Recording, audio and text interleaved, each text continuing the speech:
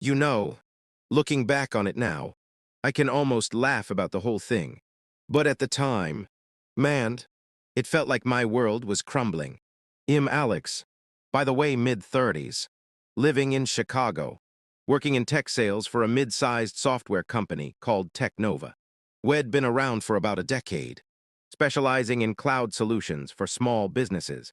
It wasn't glamorous, but it paid the bills, and I loved the challenge of closing deals and innovating on pitches. I'd been there for 5 years, grinding my way up from junior rep to senior account manager. I was good at my job, damn good, and everyone knew it. My boss, Greg, was the VP of sales. He was one of those guys who looked the part, slick hair, expensive suits, always flashing that fake charming smile like he was auditioning for a toothpaste commercial. He was in his late 40s, divorced twice, and obsessed with climbing the corporate ladder. At first, I thought he was all right. He'd pat me on the back after a big win. Say things like, "Alex, you're the future of this team." We'd grab beers after work sometimes. Talk strategy. I trusted him. You know, he mentored me. Or at least that's what it felt like. But hindsight's 20/20 turns out. He was just sizing me up, waiting for the right moment to pounce. It all started about a year ago. We were in a rut as a company. Our main product was losing ground to competitors' cheaper options, flashier interfaces. The CEO, a no-nonsense woman named Lisa, called an all-hands meeting and laid it out. We need innovation, people, fresh ideas, or we're toast. She announced a company-wide pitch contest. Anyone could submit a proposal for a new feature or service add-on. The winner would get a bonus, recognition, and lead the rollout. It was a big deal, could mean promotions, stock options, the works. I dove in head first. Nights and weekends, I was brainstorming. I came up with this idea for an AI-driven analytics dashboard that integrated seamlessly with our cloud platform. It wasn't just bells and whistles, it used machine learning to predict customer churn and suggest personalized upsells. I'd been tinkering with similar stuff in my free time, reading up on algorithms, even taking online courses. I fleshed it out into a full proposal slides, mock-ups, even a basic prototype. I coded myself using some open source tools. I shared it with Greg early on, like an idiot. "Hey, boss, what do you think? Any tweaks?" I asked him over coffee one morning. He skimmed through it, eyes lighting up. "This is gold. Alex, pure gold. Let's polish it together." We spent a couple weeks refining it, mostly me doing the heavy lifting, him adding minor suggestions, like changing the color scheme on the slides. He kept saying, "We're a team on this." I bought it. Why wouldn't I? The pitch day came. Big conference room. Execs from all departments. Lisa at the head of the table. There were about a dozen entries, but mine, ours, was scheduled last. I was nervous, palms sweaty, but excited. Greg was up there with me, but we agreed I'd be present since it was my baby. Or so I thought. As we set up, Greg leaned over and whispered, "Hey, kid, mind if I take the lead? I've got more experience with these sharks." I hesitated, but he clapped my shoulder. "Trust me, it'll land better coming from me. Y'all get the credit." Famous last words. I nodded, figuring it was no big deal. Team player. Right. He starts presenting. Slides pop up, my slides. My words. But he's saying, "I, everywhere." I developed this AI dashboard. My vision for the future. I sat there, frozen, smile plastered on my face, thinking maybe he'd loop me in. He didn't. Not once. Lisa loved it. "Greg, this is groundbreaking. How long have you been working on this?" He grinned. "Months." Lisa, "Sleepless nights. But worth it." Applause. Handshakes. I tried to speak up afterward, but Greg pulled me aside. "Great job. Alex, couldn't have done it without your help on the visuals." Help. Visuals. I felt like I'd been punched in the gut. That night, I went home and poured myself a whiskey. Staring at the wall, Betrayed didn't even cover it. I was furious, humiliated. All those hours. My idea. And he stole it like it was nothing. I replayed every conversation. Every, we're a team. Lined. How could I have been so naive? The next few weeks were hell. The project got greenlit. With Greg at the helm, he assigned me to support, roles grunt work.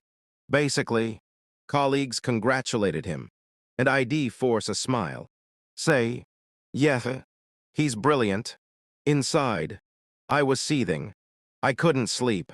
Kept imagining confronting him. But what good would that do? He'd deny it. Gaslight me. HR. They were buddies with him. No proof. Just my word against his. That's when the revenge started brewing. At first, it was just fantasies keying his car, spiking his coffee, childish stuff. But I'm not that guy. I wanted something smarter, something that would hit him where it hurt his ego. His career. Epic. Like the title says. I needed to expose him. But subtly, so it looked like karma biting him in the ass. I started digging. Discreetly. Of course, I knew Greg wasn't as sharp as he pretended. Had cut corners before fudged expense reports. Took long lunches. But nothing major. Then I remembered during our collaboration. Had emailed me drafts with his notes. I scoured my inbox. Bingo. Timestamps showed I sent the initial proposal. His changes were superficial. But that wasn't enough. I needed more. One evening, alone in the office, I accidentally accessed his computer. Okay, not accidentally. I knew his password from a shared project he used. Greg the Great 123. The narcissist. I poked around. Holy crap. Folders full of plagiarized ideas. Not just mine stuff lifted from competitors' white papers. Old colleagues' work. Had been doing this for years. There was even an email chain where he bragged to a buddy about borrowing concepts. Jackpot. But I couldn't just leak it. ID look petty. No, I had to play the long game. I copied everything to a thumb drive. Anonymized it. Then I planted seeds. I confided in a couple trusted coworkers, Sarah from marketing, who hated Greg after he threw her under the bus last year, and Mike, my cubicle neighbor, who'd seen the whole thing unfold. Guys, something's off. I told them over drinks one night. Greg's taking credit for my work. Sarah's eyes widened. That slimeball. What are you gonna do? I shrugged. Nothing rash. But if you hear anything, keep me posted. Word spread quietly. People started whispering. Meanwhile, the project rollout was ramping up. Greg was strutting around, scheduling demos with big clients. Lisa put him in charge of a presentation at our annual conference, hundreds of industry pros attending. It was his big moment. That's when I struck. I created an anonymous email account, compiled a dossier screenshots of his files, timelines proving the thefts, even audio from a meeting where he admitted to. Inspiring. Ideas from others. ID recorded it on my phone. Just in case, I sent it to Lisa. CC'd a few key board members. Timed for the day before the conference. But that was just phase one. To make it epic, I needed him to crash and burn publicly. I knew the prototype had a bug ID, found it early but fixed it in my version. Greg, being lazy, hadn't tested his final builds thoroughly.